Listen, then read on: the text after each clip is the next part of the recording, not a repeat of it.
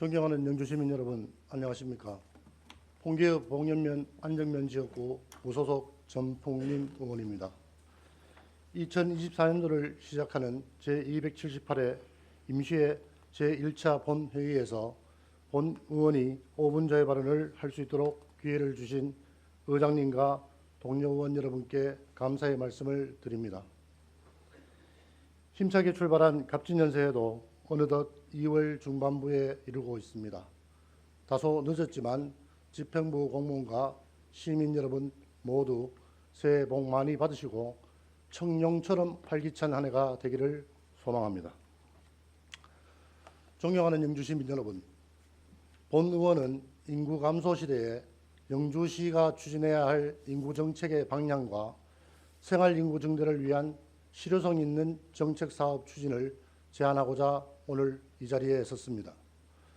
잘 아시다시피 우리나라는 2020년에 인구 감소의 길로 접어든 이후 4년째 줄고 있고 출생아 수와 합계 출산율도 계속 감소하고 있어 특단의 대책이나 이민과 같은 사회적 증가가 없는 이상 당분간은 인구 증가를 기대하기 어려운 상황에 놓여 있습니다. 영주시의 인구 역시 1995년 도농복합도시가 된 이후 계속 감소하여 지금은 10만 명이 붕괴될 위기에 처해 있습니다. 영주시는 이러한 위기에서 벗어나고자 결혼, 임신, 출산 지원부터 전입지원금 지원까지 다양한 인구 정책을 시행하고 있지만 인구 증가는 여전히 요원한 상태입니다. 특히 전입지원금 지원의 경우 국가의 총 인구가 감소하고 있는 상황에서 지역들이 경쟁적으로 추진하는 것은 근본적으로 한계를 지니고 있을 뿐만 아니라 제로섬 게임에 불과한 정책이라고 할 수 있습니다. 이에 본 의원은 영주시가 지금까지 추진하던 근시안적인 인구 정책에서 벗어나 거시적이고 미래지향적인 인구 정책 수립을 결단해야 할 시기가 왔다고 생각합니다. 특히 올해가 기존의 주민등록 인구 증가 위주의 정책 일변도에서 벗어나 법적 용어로 정식 도입된 생활인구 증가 정책을 인구 정책에 포함하는 이른바 영주시 인구정책 패러다임 전환의 원년이 되기를 희망하면서 지역의 소중한 장소 자산을 활용한 생활인구 증대 방안을 제안하고자 합니다. 올 1월에 행정안전부와 통계청에서는 7개의 인구 감소 지역을 시범지역으로 선정하여 생활인구 산정 결과를 발표하였는데 등록인구 대비 체류인구비가 가장 높은 것이 충북 단양군이었습니다.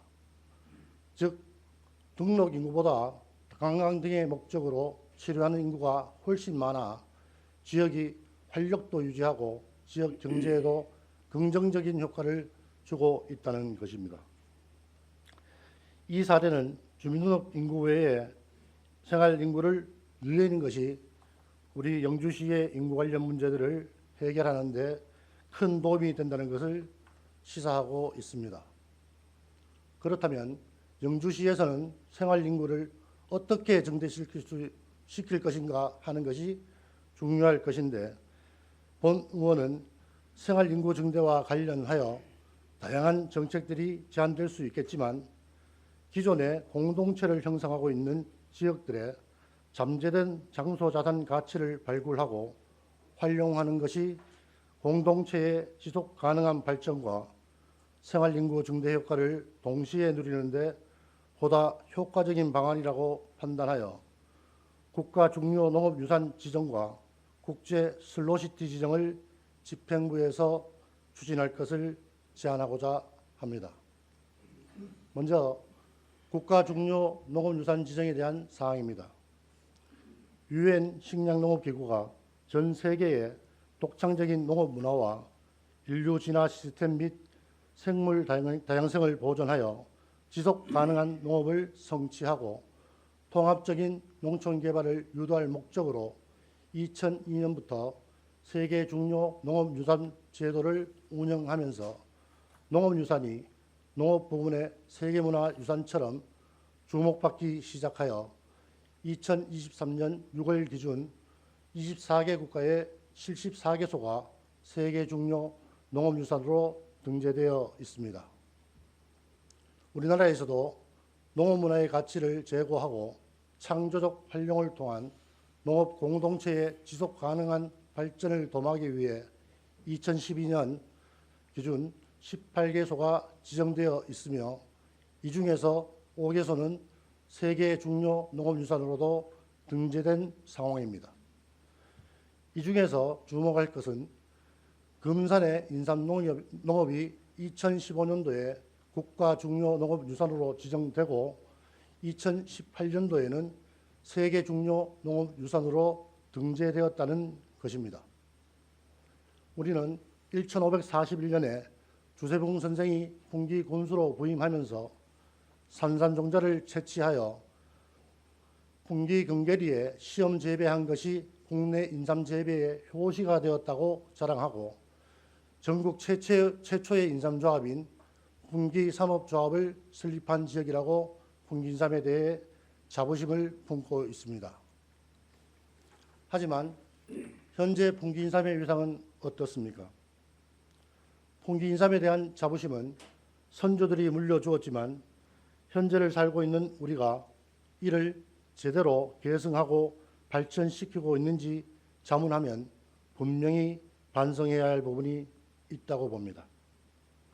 이에 본 의원은 우리나라 인삼 재배의 발상지인 풍기읍 금계리 일원을 먼저 국가 중요 농업유산으로 지정받은 후에 세계 중요 농업유산으로 등재하도록 하는 것이 우리가 해야 할 책무 중 하나라고 생각합니다.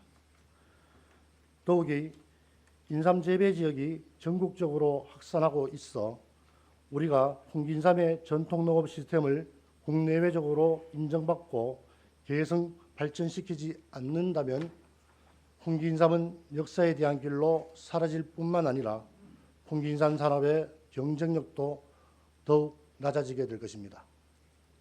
따라서 본 의원은 풍기읍 금계리 일원을 국가 및 세계 중요 농업유산으로 지정받고 부속사, 소소원 등 세계 문화유산과 연결하여 그야말로 국내 최초로 문화유산과 농업유산이 결합된 복합 유산관광지역으로 발전시켜 생활인구가 끊임없이 방문하는 공간으로 육성해 줄 것을 집행부에 주문하는 바입니다. 다음은 국제 슬로시티 지정에 대한 사항입니다. 슬로시티는 양적 성장과 속도 전쟁에서 벗어나 지역이 간직한 소중한 전통과 문화 그리고 자연 등의 가치를 재발견하여 공동체 구성원의 삶의 질과 행복을 추구하는 것을 목적으로 하고 있습니다. 최근 웰빙에 대한 욕구가 커지면서 많은 지역들이 슬로시티에 주목하고 있으며 슬로시티 지정을 통해 도시의 이미지 개선과 관광 활성화를 도모하고 있습니다.